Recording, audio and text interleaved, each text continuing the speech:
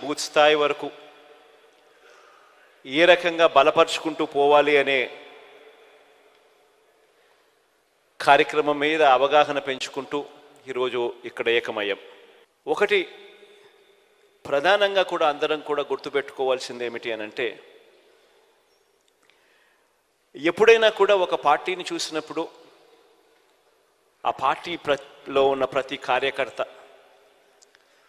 రాష్ట్ర స్థాయి నుంచి చూసుకుంటే గ్రామీణ స్థాయి వరకు కూడా ప్రతి కార్యకర్త కూడా తమ నాయకుడు ఎలాంటి వాడు అని ఆ నాయకుడిని చూపించి, అదిగో అతనే మా నాయకుడు అని కాలర్ ఎగిరేసుకొని చెప్పే విధంగా ఆ నాయకుడు ఆ పార్టీ ఉండగలిగితేనే ఏ రోజైనా కూడా ఆ పార్టీకి గౌరవం ఉంటుంది.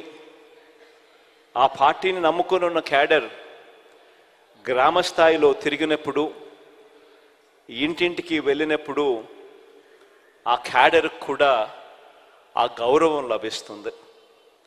ఒక పార్టీ అన్నది ఆ మాదిరిగా వ్యవహరించాలి, పార్టీ నాయకుడు అన్నది ఆ మాదిరిగా వ్యవహరించాలి.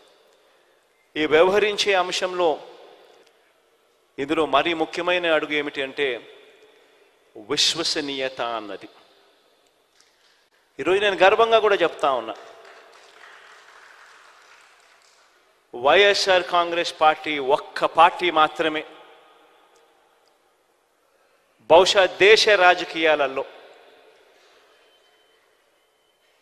ఏ గ్రామానికి వెళ్ళి ఏ ఇంటికి వెళ్ళి అడిగినా కూడా విశ్వసనీయత ఉన్న పార్టీ ఒక్క వైఎస్ఆర్ కాంగ్రెస్ పార్టీయే అన్న మాట వినపడుతుంది. ఈ మాట చాలా చాలా చాలా ఒక రాజకీయ నాయకుడికి, ఒక రాజకీయ పార్టీకి చాలా చాలా అవసరమైన మాట ఇది.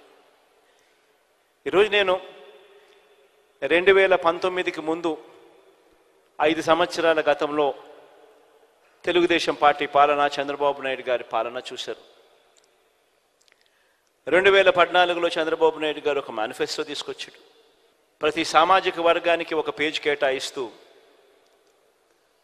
తాను అధికారంలోకి వస్తే అది చేసేస్తాను, ఇది చేసేస్తాను అని చెప్తూ ప్రధానమైన ముఖ్యమైన వాగ్దానాలు కూడా చేశాడు.